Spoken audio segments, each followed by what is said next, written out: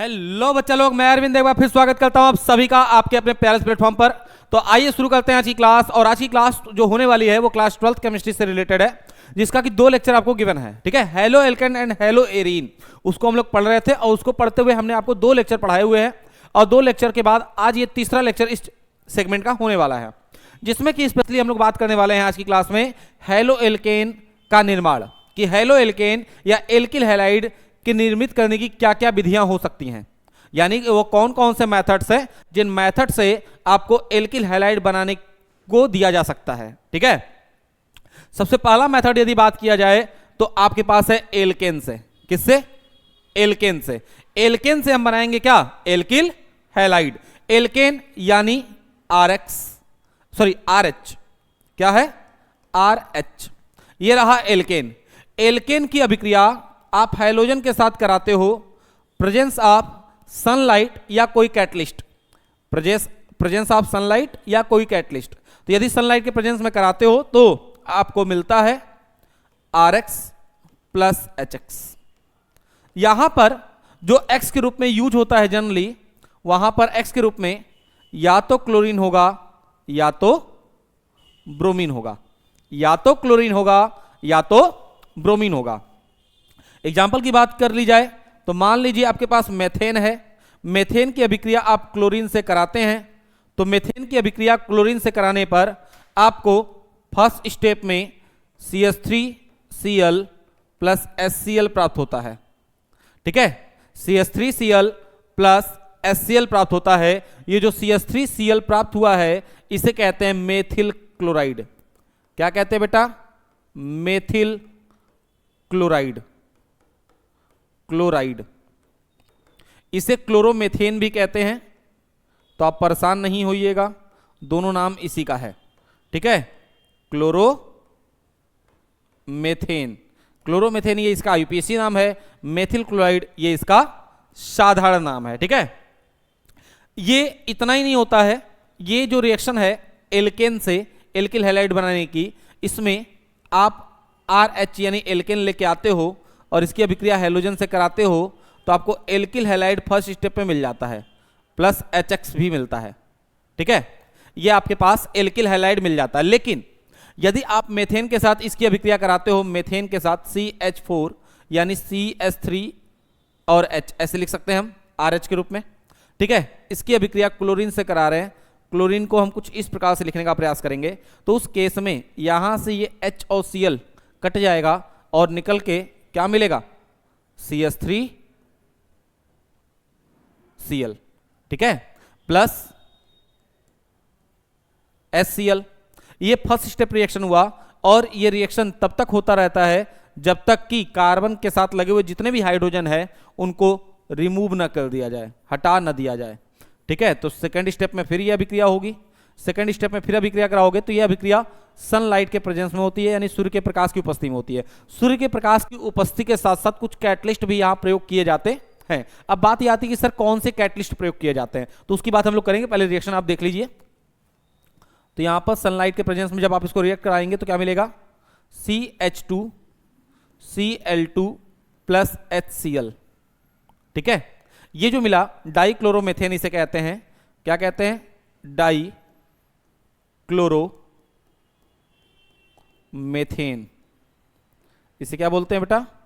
Dichloromethane. जब dichloromethane की अभिक्रिया वापस से आप Cl2 के साथ कराओगे प्रेजेंस ऑफ सनलाइट, तो आपको मिलेगा CH3 प्लस HCl।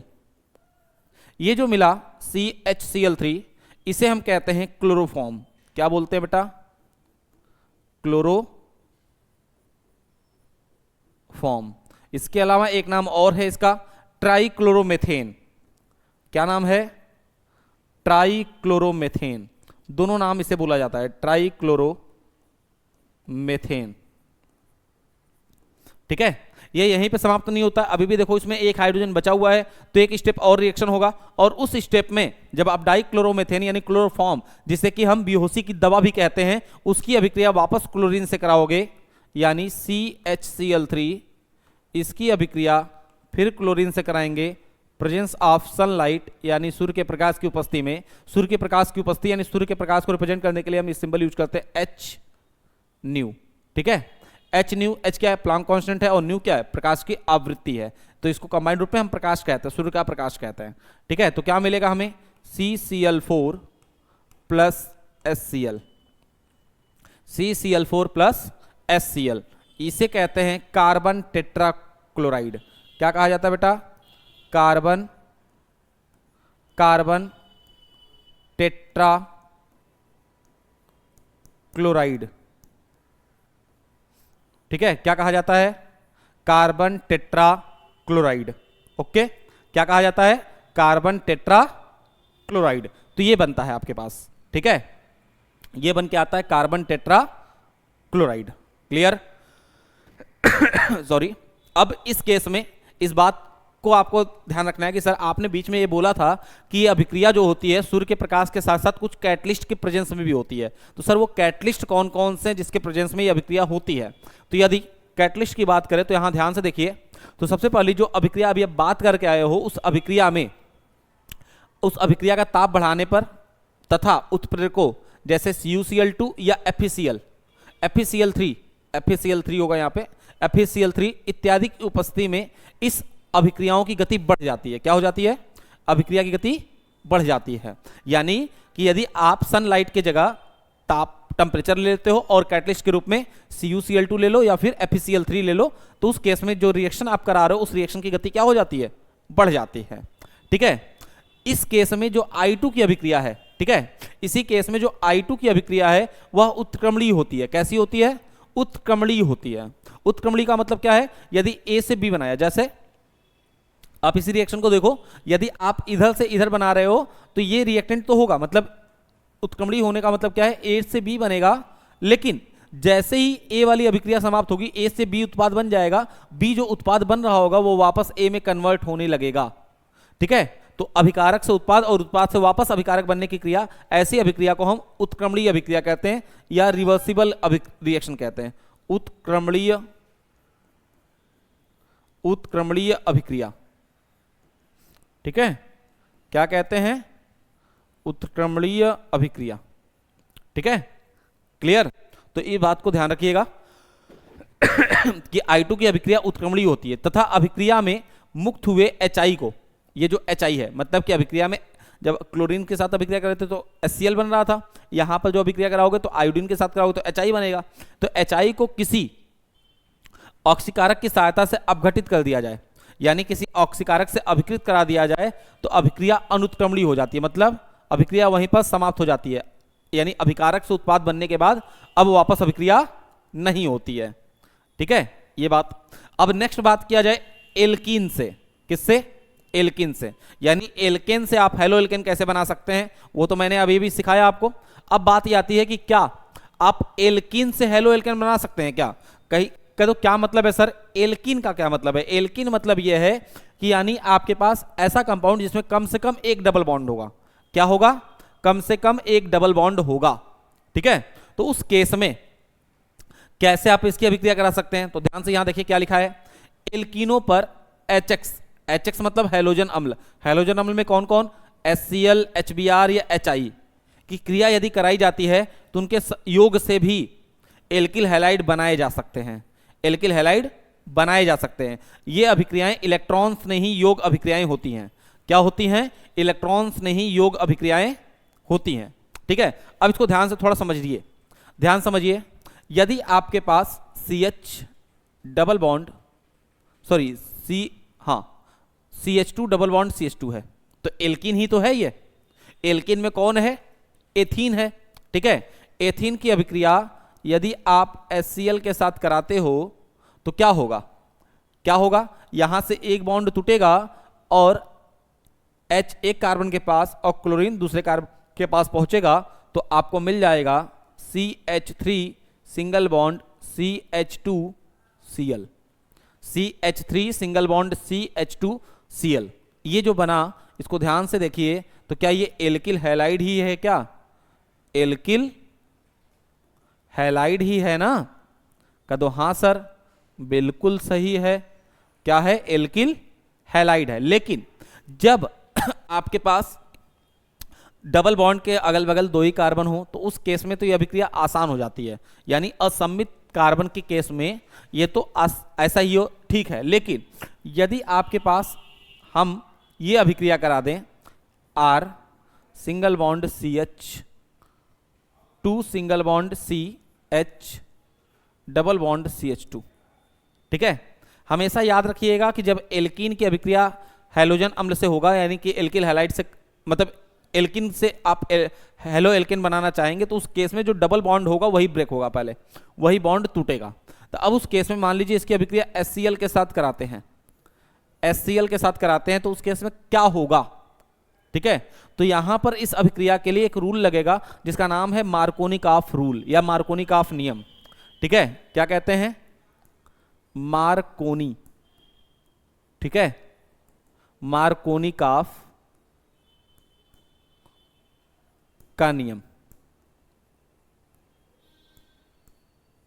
ठीक है बेटा। क्या लगेगा? मार्कोनिकॉफ का नियम। अब बात ये आती है कि सर मार्कोनिकॉफ का रूल है क्या, मार्कोनिकॉफ रूल किसे कहते हैं, ठीक है। यदि मार्कोनिकॉफ रूल की बात की जाए तो बस आप इतना समझिए कि यदि आपके पास एल्किल मतलब हैलोजन अम्ल होगा, तो हैलोजन अम्ल को यदि आप तोड़ोगे तो आपको पता होगा कि इसमें से एक हिस्सा धन आवेश वाला होगा और एक हिस्सा ऋण आवेश वाला होगा, ठीक है। या तो आप दूसरा तरीका भी याद कर सकते हैं कि हाइड्रोजन एटम और हैलोजन एटम, ठीक है।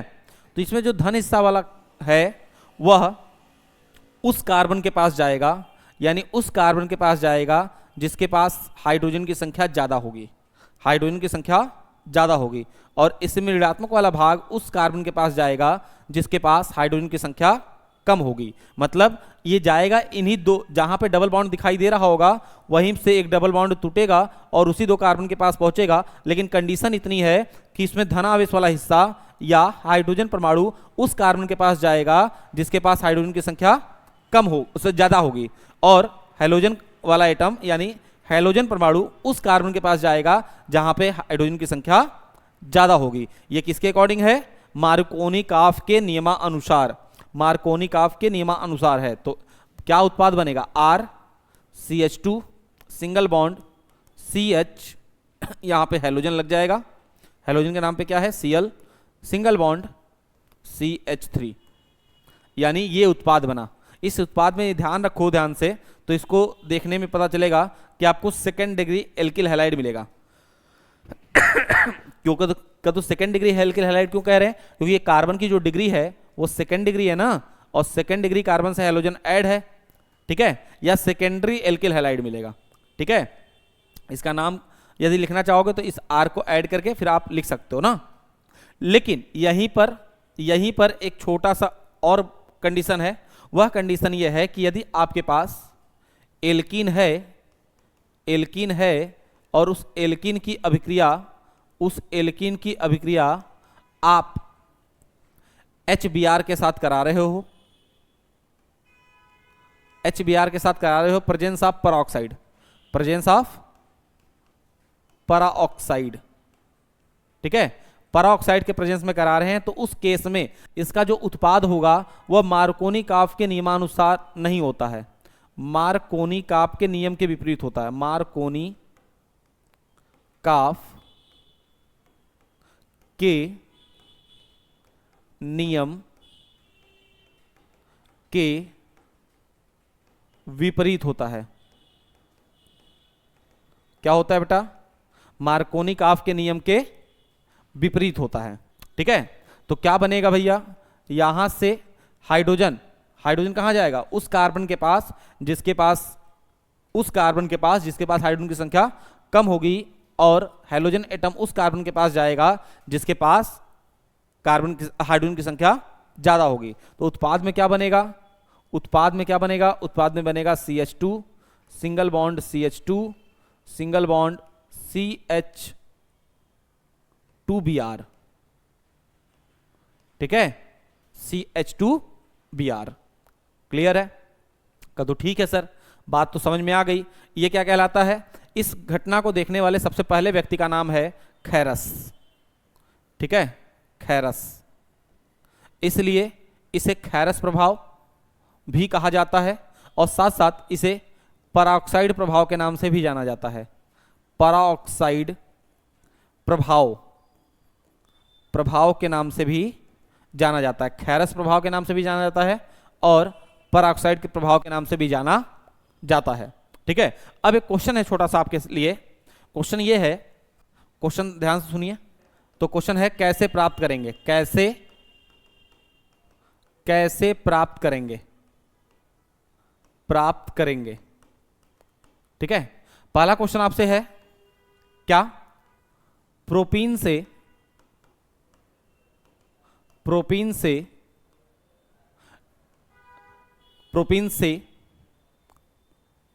1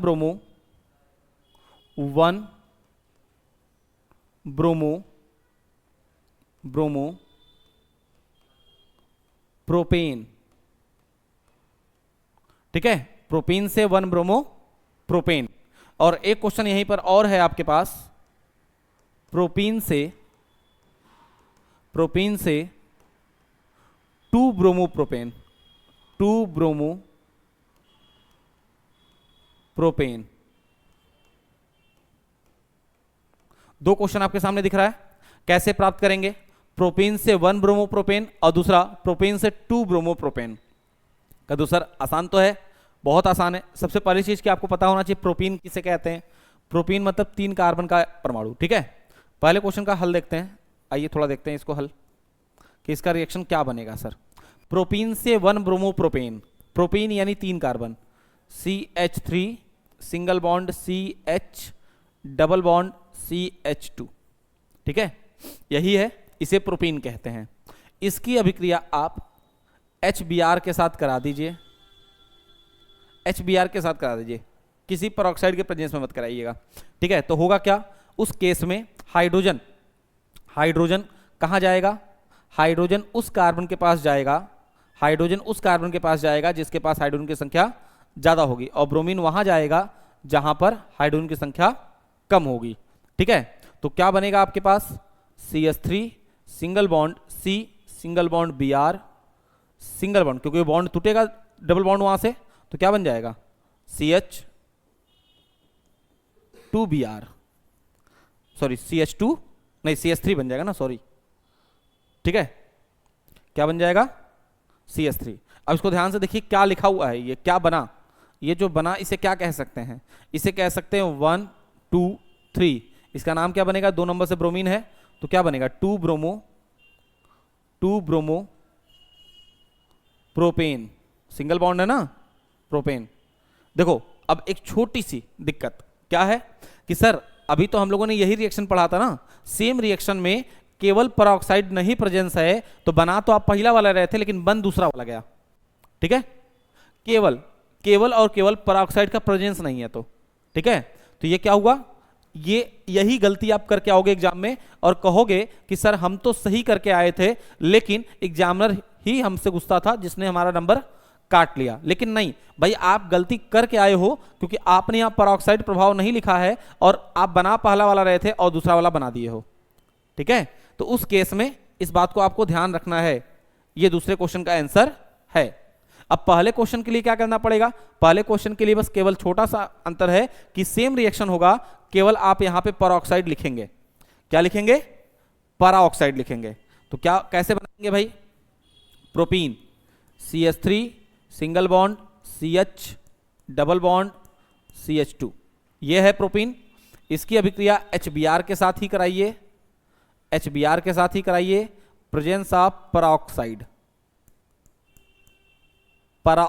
तो क्या हो जाएगा भाई, तो हाइड्रोजन उस कार्बन के पास जाएगा जिसके पास हाइड्रोजन की संख्या कम है, यानी CH3 CH2 हो जाएगा। क्यों, क्योंकि हाइड्रोजन उस कार्बन के पास जाएगा जिसके पास हाइड्रोजन की संख्या कम है, और ब्रोमीन उस कार्बन के पास जाएगा जिसमें हाइड्रोजन की संख्या ज्यादा है।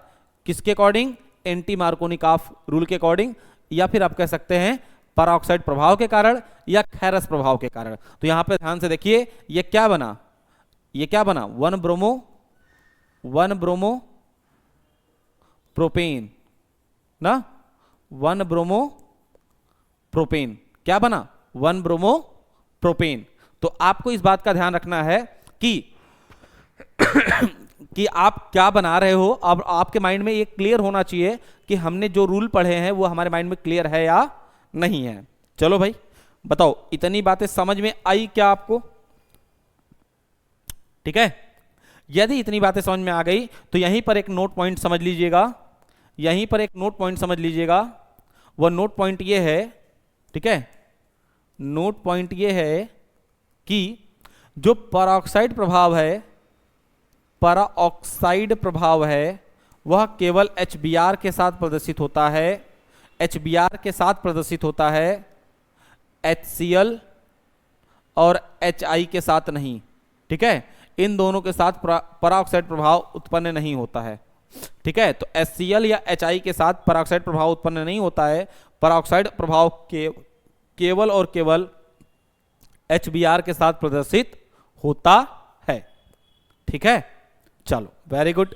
यदि इतनी बातें आपको समझ में आ गई तो अब आगे बढ़ते हैं, और आगे बढ़ते हुए यदि द्विबंध असम्मित हो जाए तो अभिक्रिया मार्कोनी-काफ के नियमानुसार होती है ना।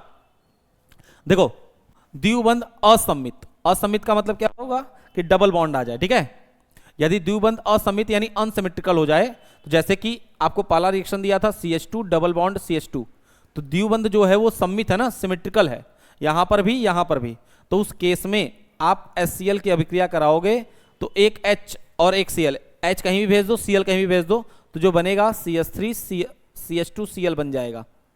ठीक है, लेकिन यदि वो असम्मित हो जाए तो असम्मित का मतलब क्या है, जैसा कि एग्जांपल प्रोपीन वाला लिया था, CH3 CH double bond CH2। अब यहां सिमेट्री नहीं है ना, यहां पर हाइड्रोजन की संख्या अलग है, यहां पर अलग है, तो उस केस में यहां पर HCl की अभिक्रिया कराओगे तो ये किसके अकॉर्डिंग हुआ? मार्कोनी-काफ रूल के अकॉर्डिंग हुआ। मार्कोनी-काफ रूल क्या कहता है? हाइड्रोजन उस कार्बन के पास जाएगा जिसके पास हाइड्रोजन की संख्या कम है, और हाइड्रोजन उस कार्बन के पास जाएगा जिसके पास हाइड्रोजन की संख्या ज्यादा है। तो क्या बन जाएगा? CH3 single bond CH single bond Cl single bond CH2 sorry CH3, ये बन जाएगा। लेकिन वही आप वहीं पर यदि असम्मित हाइड्रोकार्बन लेके आते हो, असम्मित हाइड्रोकार्बन लेके आते हो और इसकी अभिक्रिया HBr के साथ कराते हो, HBr के साथ कराते हो, प्रेजेंस ऑफ पराऑक्साइड, प्रेजेंस ऑफ पराऑक्साइड, तो उस केस में क्या होता है? ये अभिक्रिया मार्कोनी-काफ के रूल के अनुसार नहीं, एंटी मार्कोनी-काफ रूल के अकॉर्डिंग होता है। मतलब कि यहां पर Br उस कार्बन के पास जाएगा, Br उस कार्बन के पास जाएगा जिसके पास हाइड्रोजन की संख्या ज्यादा होगी। ठीक है, और हाइड्रोजन वहां जाएगा जिसके पास हाइड्रोजन की संख्या कम होगी। तो क्या बनेगा उत्पाद? CH3 single bond CH2 single bond CH2 single bond Br। ठीक है, उम्मीद है बात समझ में आ गई होगी आपको। एंटी मार्कोनी-काफ रूल और मार्कोनी-काफ रूल, या जिसे खैरस प्रभाव कहते हैं या जिसे आप पराऑक्साइड प्रभाव कहते हैं, इतनी बातें आपको क्लियर हो गई होंगी। यदि इतनी बातें समझ में आ गई तो नेक्स्ट चलते हैं, और नेक्स्ट यहां पर एक बात लिखी हुई है, असम्मित एल्कीन पर HBr का योग बेंजाइल पराऑक्साइड की उपस्थिति में कराते हैं तो उत्पाद मार्कोनी-काफ नियम के विपरीत बनता है, मार्कोनी-काफ के नियम के विपरीत बनता है। इसे खैरस प्रभाव या पराऑक्साइड प्रभाव कहा जाता है। पराऑक्साइड प्रभाव इसलिए कहा जाता है क्योंकि पराऑक्साइड के प्रेजेंस में होता है। और रही बात की सर खैरस प्रभाव तब क्यों कहा जाता है, तो खैरस एक साइंटिस्ट का नाम है, उन्होंने इस प्रभाव को देखा था, इसलिए उनके नाम पर इसे खैरस प्रभाव कहा जाता है। ठीक है बेटा, बोलो सॉरी, इतनी बातें समझ में आ गई? यदि इतनी बातें समझ में आ गई तो एक क्वेश्चन और लेते हैं। यहीं पर क्वेश्चन आपके सामने है कि कैसे प्राप्त करेंगे ब्यूटीन से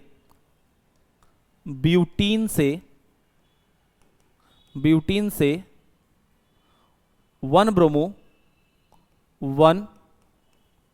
ब्रोमो ब्यूटेन। कैसे प्राप्त करेंगे ब्यूटीन से 1 ब्रोमो ब्यूटेन? ठीक है, थोड़ा ध्यान से देखो, 1 ब्रोमो ब्यूटेन, थोड़ा ध्यान से इसको देखो, इस चीज को देखो ध्यान से। तो 1 ब्रोमो ब्यूटेन यानी 1 नंबर कार्बन से कौन सा कंडीशन है? तो पराऑक्साइड प्रभाव ही है ना, तो यानी पराऑक्साइड प्रभाव वाली अभिक्रिया यहां पे करा देंगे। यानी कि ब्यूटीन, पहले तो ब्यूटीन लिखो, CH3 single bond CH2 single bond CH, double bond CH2, ये हो गया ब्यूटीन। अब ब्यूटीन की अभिक्रिया HBr के साथ करा दो, HBr के साथ करा दो, प्रेजेंस ऑफ पराऑक्साइड, प्रेजेंस ऑफ पराऑक्साइड, क्या होगा? सिंपल सी बात है, आपको पता ही हो गया होगा अब तक तो, CH3 CH2 CH2 CH2Br, ये बन जाएगा, क्या बन जाएगा? CH3 single bond CH2 single bond CH2 single bond CH2Br, इसे कहते हैं 1 ब्रोमो ब्यूटेन। क्या बोलते हैं? 1 ब्रोमो ब्यूटेन, 1 ब्रोमो ब्यूटेन इसे कहते हैं, ठीक है? 1 ब्रोमो ब्यूटेन बन जाएगा। क्लियर है? चलो भाई, इतनी बातें समझ में आ गई? यदि इतनी बातें समझ में आ गई तो आगे चलते हैं। और अभी तक आपको हेलो एल्केन बनाने की 2 विधियां मैंने पढ़ाई, एक एल्केन से, दूसरी एल्कीन से। क्लियर है? एक एल्केन से और दूसरी एल्कीन से। नेक्स्ट बात किया जाए तो ये बात मैंने हालांकि बता रखी है, फिर भी परऑक्साइड प्रभाव केवल HBr के साथ होता है, HCl या HI के साथ नहीं होती है, ठीक है? मैंने ये बात पहले ही बता रखी है आपको। अब तीसरी बात करेंगे एल्कोहल से। किससे?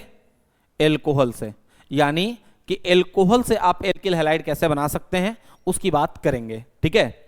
अब बात ये आती है कि एल्कोहल को एल्किल हैलाइडों में परिवर्तित करने के लिए निम्नलिखित विधियों का प्रयोग किया जा सकता है। मतलब एल्कोहल को एल्किल हैलाइड में परिवर्तित करने के लिए निम्न विधियों का प्रयोग कर सकते हैं। कितनी विधियां हैं सर?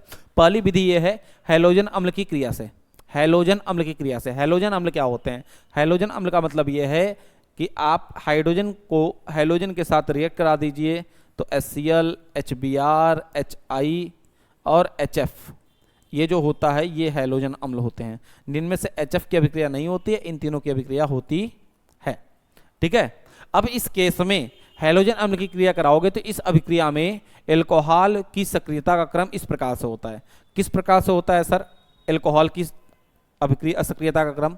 तृतीयक एल्कोहल जो होता है वो अधिक क्रियाशील होता है द्वितीयक की तुलना में, और द्वितीयक अधिक क्रियाशील होता है प्राथमिक एल्कोहल की क्रिया तुलना में, ठीक है? यानी तृतीयक एल्कोहल जो होता है वो सबसे ज्यादा क्रियाशील होता है, और द्वितीयक एल्कोहल जो होता है वो उससे कम क्रियाशील होता है, और प्राथमिक एल्कोहल सबसे कम क्रियाशील होता है।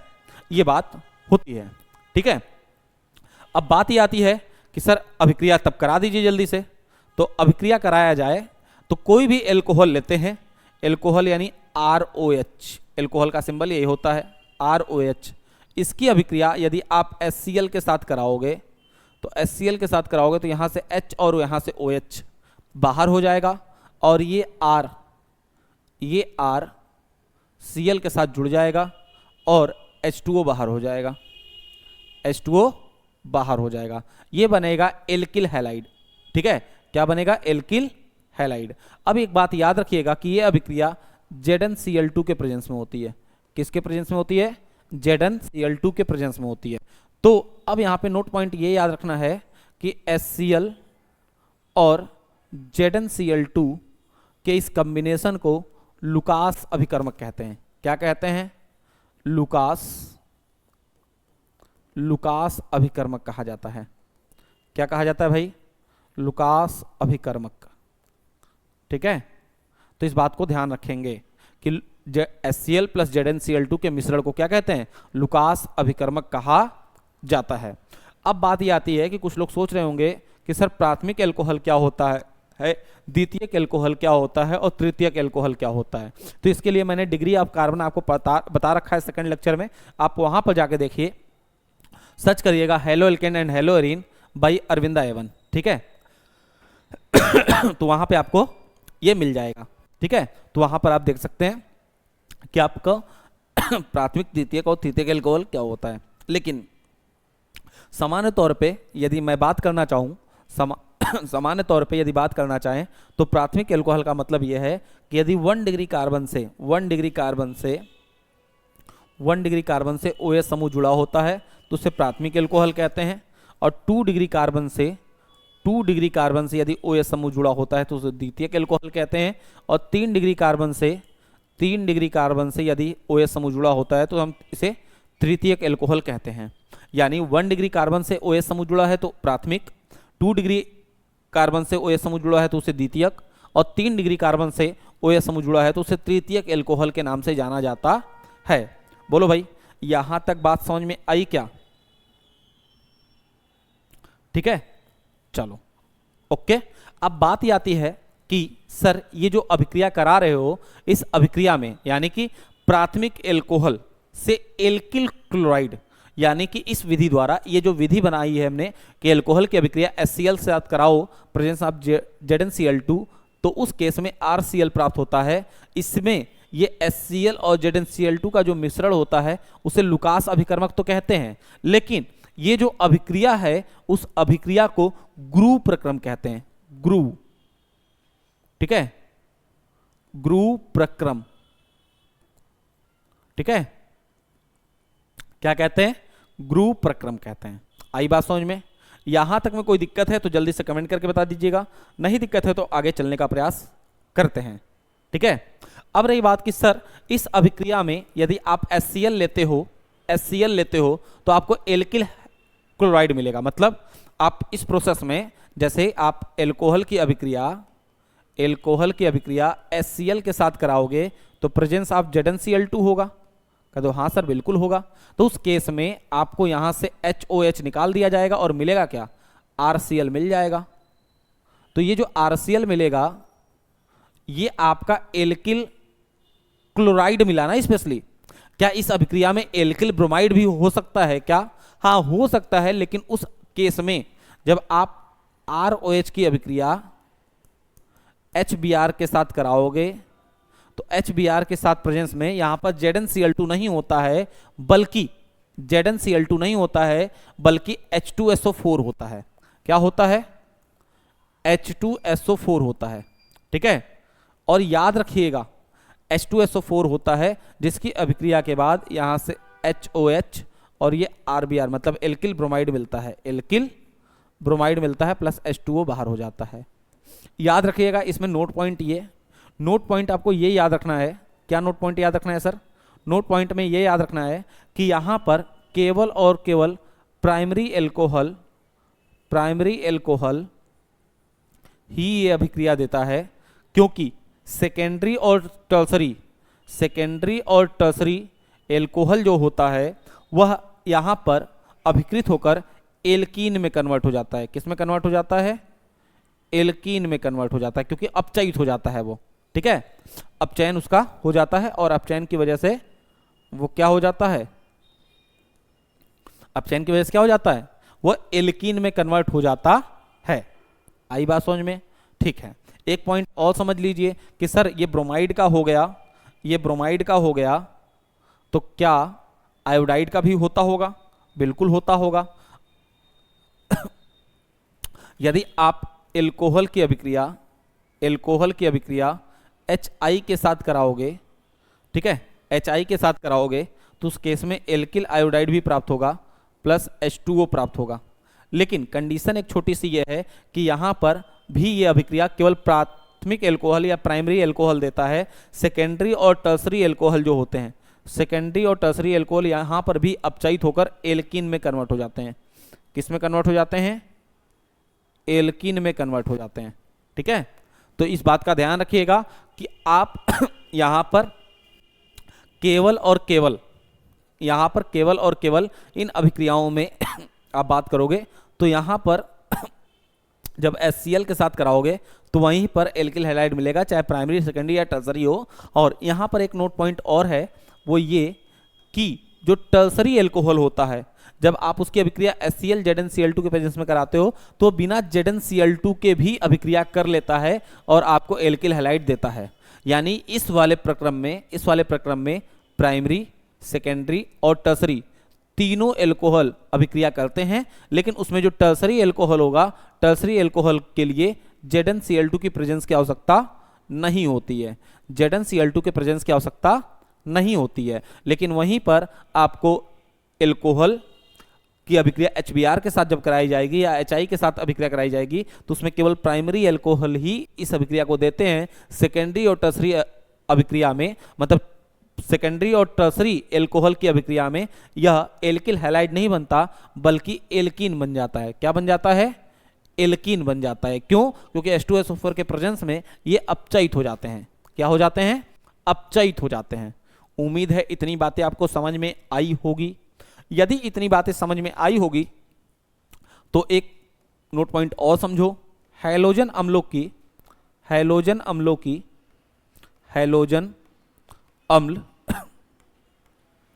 की क्रियाशीलता की बात की जाए, ठीक है, तो हैलोजन अम्ल की क्रियाशीलता की बात की जाए तो क्रियाशीलता के क्रम में HI की क्रियाशीलता HBr से ज़्यादा होती है और HBr की क्रियाशीलता HCl से ज़्यादा होती है। मतलब क्रियाशीलता का घटता हुआ क्रम कुछ इस प्रकार से होता है।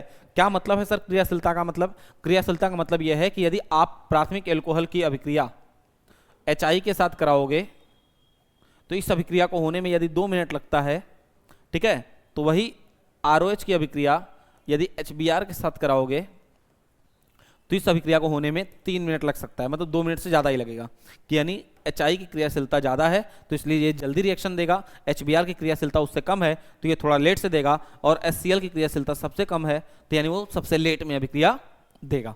ठीक है, ये है क्रियाशीलता का क्रम, ऑर्डर ऑफ रिएक्टिविटी। ठीक है, उम्मीद है इतनी बातें समझ में आई होंगी। यदि इतनी बातें समझ में आई होंगी तो नेक्स्ट बात करेंगे फास्फोरस हैलाइडो की क्रिया से, यानी फास्फोरस हैलाइडो की क्रिया से भी आप एल्कोहल को एल्किल हैलाइड में कन्वर्ट कर सकते हैं। यदि आपके पास एल्कोहल है यानी ROH की अभिक्रिया PCl3 के साथ कराते हैं, फास्फोरस ट्राइक्लोराइड के साथ कराते हैं, तो प्राथमिक एल्कोहल जो होगा या एल्कोहल जो होगा वह फास्फोरस ट्राइक्लोराइड के साथ अभिक्रिया करके जैसा कि आप यहां देख रहे हैं PCl3 ही है। ठीक है, तो आपके पास एल्किल क्लोराइड प्राप्त होता है। क्या प्राप्त होता है? एल्किल क्लोराइड प्राप्त होता है। वहीं पर यदि आप ROH यानी एल्कोहल की क्रिया PCl5 के साथ कराते हैं, फास्फोरस पेंटाक्लोराइड के साथ कराते हैं, तो भी उस केस में आपको RCl प्राप्त होता है। यहां पर लिखने का तरीका थोड़ा सा बदल लीजिएगा, RCl ऐसे लिखिएगा। ठीक है, RCl प्राप्त होता है। वहीं पर यदि आप ROH की अभिक्रिया यानी एल्कोहल की अभिक्रिया ब्रोमीन के साथ कराते हैं, प्रेजेंस ऑफ फास्फोरस, तो उस केस में आपको एल्किल ब्रोमाइड प्राप्त होता है। याद रखिएगा, यदि PCl3 के साथ कराएंगे फास्फोरस ट्राइक्लोराइड के साथ कराएंगे तो आपको एल्किल क्लोराइड प्राप्त होगा, PCl5 के साथ कराएंगे तो एल्किल क्लोराइड प्राप्त होगा। लेकिन यदि आप एल्कोहल की क्रिया ब्रोमीन के साथ कराते हैं प्रेजेंस ऑफ फास्फोरस, ना कि फास्फोरस के साथ अभिक्रिया करके, ठीक है, तो उस केस में आपको एल्किल ब्रोमाइड प्राप्त होता है। आपको क्या मिलता है? एल्किल ब्रोमाइड मिलता है। तो यानी आप एल्कोहल से यदि आप एल्किल हैलाइड बनाना चाहते हैं तो उस केस में आपको 2 विधियां दी गई हैं कि आप जनरली एल्कोहल की अभिक्रिया HCl, HBr या HI के साथ कराइए तो बन जाएगा, या फिर एल्कोहल की अभिक्रिया आप फास्फोरस ट्राइक्लोराइड के साथ कराइए या फास्फोरस पेंटाक्लोराइड के साथ कराइए, या उसके अलावा ब्रोमीन के साथ करा सकते हैं प्रेजेंस ऑफ फास्फोरस, तो आपको एल्किल ब्रोमाइड मिल सकता है। उम्मीद है इतनी बात समझ में आ गई होंगी। तो अभी तक आपने हेलो एल्केन बनाने की लगभग 3 विधियां पढ़ी, एक एल्केन से, एक एल्कीन से और एक एल्कोहल से। अब थोड़ा सा आगे बढ़ते हैं, और आगे बढ़ते हुए आपके पास जो रिएक्शन दिखाई देगा वह है नेमिंग रिएक्शन, और नेमिंग रिएक्शन आपसे सीधा सीधा पूछा जाता है। ठीक है, कभी कभी ये आपसे सीधा सीधा पूछा जाएगा या कभी कभी आपको ये क्वेश्चन घुमा के पूछा जाएगा, लेकिन सामान्य तौर पे नेमिंग रिएक्शन आपके लिए इंपॉर्टेंट इसलिए हो जाते हैं क्योंकि आप नेमिंग रिएक्शन याद करके जाइए, क्योंकि ये क्वेश्चन सीधा सीधा भी आपके एग्जाम में दिखाई देता है कि डाल्टन अभिक्रिया क्या होती है। ठीक है, तो उस केस में आप इतना समझिएगा, डाल्टन अभिक्रिया, यदि डाल्टन अभिक्रिया की बात की जाए तो यहाँ भी एल्कोहल से ही हम एल्किल हैलाइड बनाएंगे। डाल्टन अभिक्रिया जो है एल्कोहल से एल्किल हैलाइड बनाने की विधि है, जहां पर कि एल्कोहल की अभिक्रिया थायोनिल क्लोराइड से कराएंगे। इसका नाम क्या है? Thionyl chloride, thionyl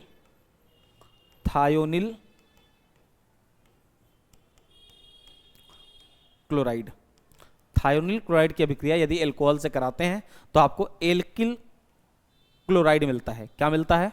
alkyl chloride मिलता है। यानी एल्कोहल से एल्किल हैलाइड बनाने की यह विधि सबसे अच्छी विधि मानी जाती है।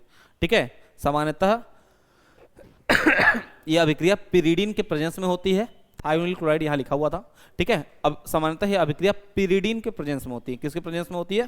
पिरीडीन, पिरीडीन के प्रेजेंस में होती है। हाँ, और एक बात याद रखिएगा कि एल्कोहल से एल्किल हैलाइड बनाने की यह विधि सर्वाधिक और सबसे अच्छी विधि मानी जाती है। तो यानी एक अभिक्रिया है आपके पास डाल्टन अभिक्रिया, डाल्टन अभिक्रिया द्वारा भी आप एल्किल हैलाइड बना सकते हैं। यहां तक की बातें यदि समझ में आई हैं तो कमेंट करके जल्दी जल्दी बता दीजिए। यदि यहां तक में कोई दिक्कत है तो कुछ कह सकते हैं, ठीक है। चलो, वेरी गुड। अब रही बात कि सर यहां तक तो चीजें समझ में आ गई। अब यहां पे एक बात कर लेते हैं, वो नोट पॉइंट ये है कि यहां पर जो एल्कोहल आप लोगे, ठीक है, जो एल्कोहल लोगे, सामान्यतः यह अभिक्रिया केवल और केवल प्राथमिक एल्कोहल देता है। सामान्यतः प्राथमिक एल्कोहल देता है, ठीक है। प्राथमिक एल्कोहल देता है, ठीक है बेटा। यानी सामान्यतः यह अभिक्रिया कौन देता है? प्राथमिक एल्कोहल देता है। प्राथमिक एल्कोहल के प्रेजेंस में ही अभिक्रिया हो पाती है, ठीक है। चलिए, यदि यहां तक बातें समझ में आ गई तो नेक्स्ट रिएक्शन की ओर चलते हैं, और नेक्स्ट रिएक्शन है हमारे पास रेडॉन अभिक्रिया, ठीक है। एक बात याद रखिएगा, डाल्टन अभिक्रिया प्रयोग किया जाता है एल्किल क्लोराइड बनाने के लिए। क्या बनाने के लिए? एल्किल क्लोराइड बनाने के लिए, ठीक है। और रेडॉन अभिक्रिया का प्रयोग किया जाता है एल्किल ब्रोमाइड बनाने के लिए। क्या बनाने के लिए? एल्किल ब्रोमाइड बनाने के लिए।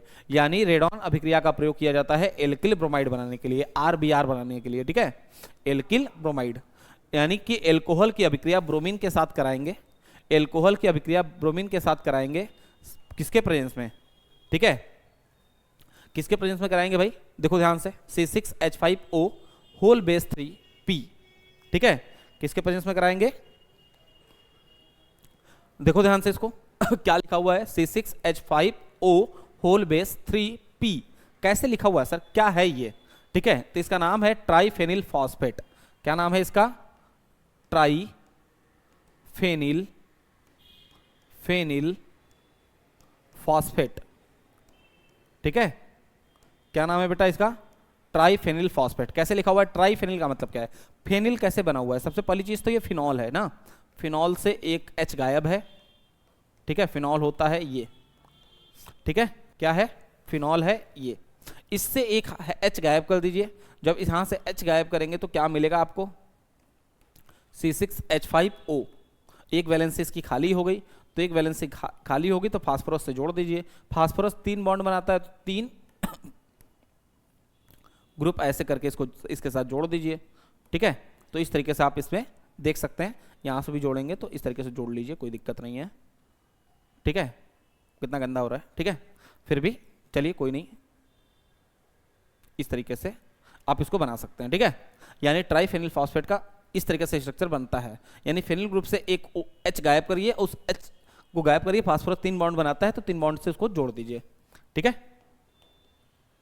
आई बात समझ में? तो इसे कहते हैं ट्राइफेनिल फॉस्फेट। जब इसके प्रेजेंस में इसकी अभिक्रिया कराई जाती है तो क्या मिलता है? एल्किल ब्रोमाइड मिलता है, एल्किल ब्रोमाइड मिलता है। यानी फिर से ध्यान से समझिएगा कि आपके पास रेडॉन अभिक्रिया है और डाल्टन अभिक्रिया है। इसके अलावा एक और अभिक्रिया है, उसकी बात करेंगे। पहले डाल्टन अभिक्रिया और रेडॉन अभिक्रिया को समझिए। यदि आपको एल्किल ब्रोमाइड बनाने की बात की जाए, हालांकि जब आपसे एल्किल हैलाइड बनाने की बात की जाए तो दोनों अभिक्रिया लिख सकते हो, कोई दिक्कत नहीं है। लेकिन यदि कोई पूछे कि एल्किल ब्रोमाइड बनाने की अभिक्रिया बताइए, तो एल्किल ब्रोमाइड बनाने के लिए आपके पास जो अभिक्रिया है उस अभिक्रिया का नाम है रेडॉन अभिक्रिया, ठीक है। लेकिन एल्किल क्लोराइड बनाने के लिए अभिक्रिया की बात की जाए तो आप कहेंगे डाल्टन अभिक्रिया। कौन सी अभिक्रिया? डाल्टन अभिक्रिया, ठीक है। नेक्स्ट यदि बात किया जाए तो नेक्स्ट हमारे पास है कोनार्ड फ्लिंकस्टीन अभिक्रिया, ठीक है। यह अभिक्रिया एक ऐसी अभिक्रिया है जिसमें आपको एल्किल आयोडाइड बनता है। क्या बनता है? एल्किल आयोडाइड बनाते हैं। क्या बनाते हैं? एल्किल आयोडाइड बनाते हैं, ठीक है बेटा, बनाते हैं। का तो एल्किल आयोडाइड मतलब क्या है सर? एल्किल आयोडाइड का मतलब आई आएगा यहां पर। देखो RX लेते हो ना, RX की अभिक्रिया सोडियम आयोडाइड के साथ कराते हो। RX X की जगह क्या ले सकते हो? क्लोरीन या ब्रोमीन ले सकते हो। क्या ले सकते हो? क्लोरीन या ब्रोमीन ले सकते हो। तो सपोज करो कि मैंने यहां पे एक अभिक्रिया कराई CH3Br की। इसकी अभिक्रिया किसके साथ कराई? Na के साथ। तो यहां से ये I टूटेगा यानी Na Br के साथ निकल जाएगा और क्या मिलेगा आपको, मिल जाएगा CH3 I प्लस NaBr, यानी कोनार्ड फ्लिंकिस्टीन अभिक्रिया का प्रयोग स्पेशली कोनार्ड फ्लिंकिस्टीन अभिक्रिया का प्रयोग स्पेशली हम एल्किल आयोडाइड बनाने के लिए करते हैं। किसके लिए बनाते हैं? एल्किल आयोडाइड, एल्किल आयोडाइड बनाने के लिए करते हैं। हाँ, एक बात याद रखिएगा कि यह अभिक्रिया हमेशा मेथिल एल्कोहल के प्रेजेंस में होती है। किसके प्रेजेंस में होती है? मेथिल एल्कोहल के प्रेजेंस में। यहाँ ध्यान से देखो तो ध्यान से देखने पे यह पता चलता है कि आपने किया क्या, आपने हैलोजन का आदान प्रदान ही तो किया। एक हैलोजन यहाँ से तोड़ के निकाल दिया, दूसरा हैलोजन यहाँ जाके चिपका दिया, हैलोजन टूटा ही निकला ना। तो ये इसे क्या कहते हैं? हैलाइड के आदान प्रदान से भी इस अभिक्रिया को प्राप्त किया जा सकता है। ठीक है, इसे क्या कहते हैं? कोनार्ड फ्लिंकिस्टीन अभिक्रिया। ये आपके एनसीईआरटी में भी मेंशन है और कई बार आपके एग्जाम में सेम इसी नाम से ऐसे ही पूछा गया है। ठीक है, बस इतना ही रिएक्शन है, आपको इतना ही लिखना पड़ेगा कि एल्किल हैलाइड की अभिक्रिया सोडियम आयोडाइड के साथ मेथेनॉल या मेथेनॉल के साथ उपस्थिति में कराने पर एल्किल आयोडाइड प्राप्त होता है। ठीक है, केवल इतना ही आपको लिखना है। नेक्स्ट बात करें बोरोडीन हंस डिकार अभिक्रिया। बोरोडीन हंस डिकार अभिक्रिया यदि 2024 का पेपर आप देखोगे तो उसमें ऑब्जेक्टिव रिएक्शन में, ऑब्जेक्टिव क्वेश्चन में पूछा गया है, सेम रिएक्शन देकर पूछा गया है कौन सी अभिक्रिया है।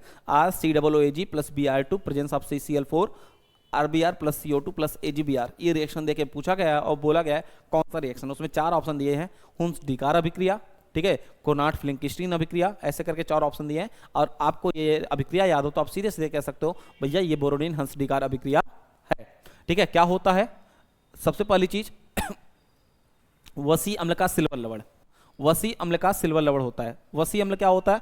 RCOOH, ये वसा अम्ल होता है। इसको आप Ag के साथ अभिक्रिया कराओगे तो H निकल जाएगा, उसके साथ Ag जुड़ जाएगा, तो उस केस में ये लवण हो जाता है। क्या हो जाता है? वसी अम्ल का सिल्वर लवण। वसी अम्ल का जो सिल्वर लवण होता है इसकी अभिक्रिया ब्रोमीन के साथ कराते हैं प्रेजेंस ऑफ CCl4। CCl4 वही है जो आपने स्टार्टिंग में बनाया था, कार्बन टेट्राक्लोराइड कहा जाता है इसे। कार्बन टेट्राक्लोराइड के साथ कराते हो तो क्या मिलता है आपको? एल्किल ब्रोमाइड मिलता है। क्या होता है? एल्किल ब्रोमाइड मिलता है। तो अब बात आती है कि सर ये जो अभिक्रिया है केवल एल्किल ब्रोमाइड बनाने के लिए होती है? नहीं भाई, एल्किल ब्रोमाइड बनाने के लिए नहीं होती है, इसके साथ साथ एल्किल क्लोराइड भी बनाई जा सकती है। लेकिन समस्या यह है कि अब इस अभिक्रिया में जो एल्किल ब्रोमाइड यानी क्लोरीन के साथ अभिक्रिया कराओगे तो बहुत कम उत्पाद बनता है, उत्पाद जो होता है वो बहुत कम बनता है, इसलिए क्लोरीन के साथ अभिक्रिया नहीं कराई जाती है। यदि आयोडीन इस अभिक्रिया में आयोडाइड के स्थान पर एस्टर देती है, क्या देती है? एस्टर बनाती है। मतलब आयोडीन की अभिक्रिया इसके साथ कराओगे तो यहां पर एस्टर बनेगा, न कि एल्किल हैलाइड बनेगा। ठीक है, तो क्या होता है सर? तब उस अभिक्रिया में यदि RCOOAg की अभिक्रिया I2 के साथ कराओगे प्रेजेंस ऑफ CCl4 तो उस केस में एस्टर बन जाएगा। ठीक है, क्या बन जाएगा? एस्टर बन जाएगा। यहां पर यानी AgI बाहर हो जाता है, AgI बाहर हो जाता है और RC double bond O single bond O single bond R बन जाता है। ठीक है, ये बन जाता है। ठीक है, तो आप बनाने क्या आए थे? एल्किल हैलाइड, लेकिन बन क्या रहा है? एस्टर। तो हमें ये अभिक्रिया चाहिए ही नहीं। ठीक है, आपको देखो ध्यान से, ये रिएक्शन लिखा हुआ है। और जब एस्टर बनता है तथा यह अभिक्रिया, जब एस्टर बनता है आयोडीन की अभिक्रिया जब आप इसके साथ कराते हो, सेम रिएक्शन के साथ कराते हो तो क्या बन जाता है? एस्टर बनता है। एस्टर बनने की यह अभिक्रिया क्या कहलाती है? बीरबाम सिमोनिनी अभिक्रिया कहलाती है। क्या कहलाती है? बीरबाम सिमोनिनी अभिक्रिया कहलाती है। रिएक्शन देखो, RCOOAg plus I2 give rise to RCOOR। कहो RCOOR, यही तो लिखा हुआ है। ठीक है, लिखने का तरीका मैंने थोड़ा बदल दिया है। RCOOR plus CO2 plus 2AgI, ये बना हुआ है। ठीक है, क्या बना हुआ है? 2AgI बना हुआ है। क्लियर है? कोई दिक्कत? Very good. ठीक है, तो ये बोरोडीन हंस डिकार अभिक्रिया है। क्या है? बोरोडीन हंस डिकार अभिक्रिया है। नेक्स्ट यदि बात करेंगे फिजिकल प्रॉपर्टी, किसकी फिजिकल प्रॉपर्टी? भाई हम लोग क्या पढ़ रहे हैं? एल्किल हैलाइड पढ़ रहे हैं ना, तो हम एल्किल हैलाइड की फिजिकल प्रॉपर्टी के अंदर बातचीत करेंगे। पहली प्रॉपर्टी के अंदर यदि बात करें तो पहली प्रॉपर्टी होगी भौतिक अवस्था। क्या होगी? भौतिक अवस्था। भौतिक अवस्था। ठीक है। यदि भौतिक अवस्था की बात करें तो methyl, methyl iodide, methyl bromide या एथिल क्लोराइड कमरे के ताप पर गैस होते हैं। मतलब यदि आप मेथिल क्लोराइड लेते हो या मेथिल ब्रोमाइड लेते हो या एथिल क्लोराइड लेते हो तो ये कमरे के ताप पर क्या होते हैं, कमरे के ताप पर गैसीय अवस्था में होते हैं, गैसीय अवस्था में होते हैं। अब बात ये आती है कि सर कमरा का ताप कितना होता है, तो कमरे का ताप हम मानते हैं कि 25 डिग्री सेल्सियस होता है। कितना होता है, 25 डिग्री सेल्सियस। यानी 25 डिग्री सेल्सियस पर ये सभी के सब क्या होते हैं, गैसीय अवस्था में होते हैं। उसके बाद कार्बन नंबर 2 से लेकर 10 तक या कहीं कहीं 18 तक ऐसे होते हैं कि ये द्रव अवस्था में पाए जाते हैं, यानी लिक्विड अवस्था में पाए जाते हैं। तथा उससे ऊपर कार्बन की संख्या 18 से अधिक पर, कार्बन की संख्या 18 से अधिक होने पर ये मोम के समान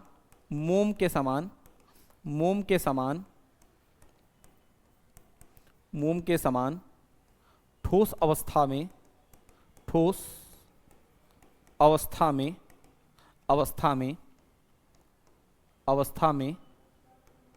पाए जाते हैं। क्लियर है? ठीक है बेटा, इतनी बातें समझ में आई? ठोस अवस्था में पाए जाते हैं। क्लियर यहां तक में कोई दिक्कत? ये पहली प्रॉपर्टी रही। कौन सी प्रॉपर्टी? फिजिकल प्रॉपर्टी के अंदर पहला पॉइंट रहा। ठीक है, चलो वेरी गुड। सेकंड पॉइंट के अंदर यदि बात करें तो सेकंड पॉइंट के अंदर, फिजिकल प्रॉपर्टी के अंदर ही सेकंड पॉइंट यदि हम बात करें तो दूसरा है क्वथनांक। क्या है? क्वथनांक। पहली चीज यदि आप बस इतना समझ लो कि सेम एल्किल हैलाइड है। सेम एल्किल हैलाइड का मतलब क्या है? जैसे सपोज करो CH3 है ना, लेकिन यदि इसके साथ जो हैलोजन लगा है उन हैलोजन का यदि अणुभार बढ़ता है, ठीक है, तो उन हैलोजन के अणुभार बढ़ने के साथ साथ इनका क्वथनांक जो होगा वो भी बढ़ेगा। जैसे आपको पता होगा कि फ्लोरीन, क्लोरीन, ब्रोमीन और आयोडीन, इनका अणुभार, इसका जो अणुभार होता है लगभग 19 के आसपास होता है, इसका 35.5 होता है, इसका 80 होता है और इसका 126 होता है। 126 127 ये लिखा जाता है। ठीक है, तो यानी कि फ्लोरीन लगेगा तो इसका अणुभार, क्लोरीन लगेगा तो उसका अणुभार, यानी लगातार बढ़ेगा ना। तो यदि ये वाला कंपाउंड कांस्टेंट है, CH3 ही है, और ये फ्लोरीन लगा, उसके बाद CH3 Cl लगा दिया, उसके बाद CH3 Br लगा दिया, उसके बाद CH3 I लगा दिया, तो उस केस में जैसे जैसे इनका परमाणु भार बढ़ेगा, क्योंकि इधर वाला तो निश्चित है, सब में कॉमन ही है, इनके अनुसार बढ़ेगा फिर। ठीक है, तो उस केस में परमाणु अणुभार बढ़ने के साथ साथ इनका जो क्वथनांक है वो बढ़ता है। अणुभार बढ़ने के साथ साथ इनका क्वथनांक क्या होता है? बढ़ता है। मतलब इसका क्वथनांक इससे ज्यादा होगा, इसका इससे ज्यादा होगा, इसका सबसे ज्यादा होगा। मतलब कि मेथिल आयोडाइड का क्वथनांक सबसे ज्यादा होगा, क्योंकि जिसका अणुभार जितना ज्यादा होगा उसका क्वथनांक उतना ही ज्यादा होगा। क्लियर है? चलो, लेकिन यदि इन द केस आप नंबर ऑफ कार्बन बढ़ाते हो तो उस अवस्था में जिसके पास कार्बन की संख्या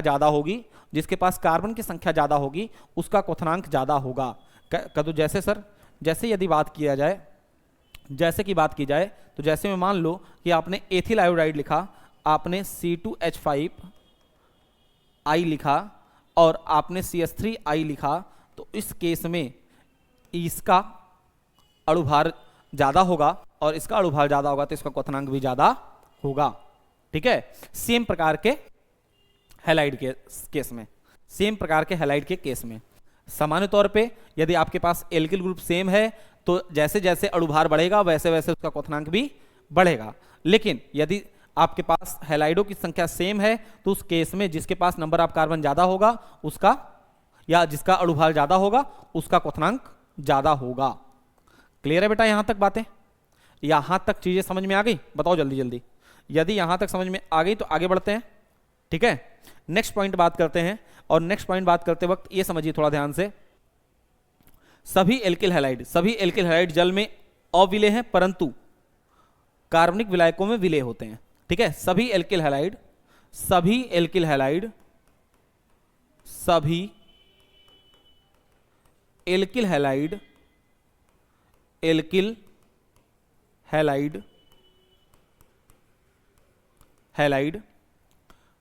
में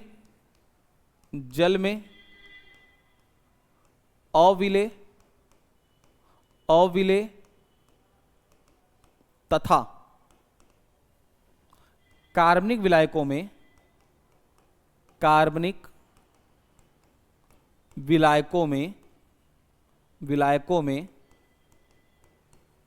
विलेय होते हैं, कार्बनिक विलायकों में विलेय होते हैं। अब कोई पूछे कि सर कार्बनिक विलायक क्या होते हैं? कार्बनिक विलायक क्या होते हैं? यदि कार्बनिक विलायक की बात की जाए तो कार्बनिक विलायक का मतलब यह है, कार्बनिक विलायक का मतलब यह है, जैसे एल्कोहल हो गया, एल्कोहल, फिनॉल हो गया, या फिर ईथर हो गया, ये सब जो होते हैं, इत्यादि कर दीजिए, ये सब जो होते हैं वो कार्बनिक विलायक कहलाते हैं। इन सभी में जो एल्किल हैलाइड होते हैं वो क्या होते हैं? विलेय होते हैं। अब इसके साथ साथ एक बात और कर लें क्वथनांक के ऊपर ही, तो समावयवी एल्किल हैलाइडों के लिए शाखाकरण के लिए क्वथनांक घटता है, ठीक है। शाखाकरण के साथ साथ क्वथनांक घटता है। मतलब यदि जैसे सपोज करिए, पहले तो समावयवी क्या होते हैं? समावयवता के केस में जिसमें शाखाकरण बढ़ता है, जैसे मान लीजिए हम 4 कार्बन का कंपाउंड लेते हैं, 4 कार्बन के कंपाउंड को आपने इस प्रकार से लिखा, CH3 CH2 CH2 CH2Br, आपने ये लिखा, ठीक है। इसमें एक ही ब्रांच है केवल, आपने 4 ही कंपाउंड के साथ आपने ये भी लिखा,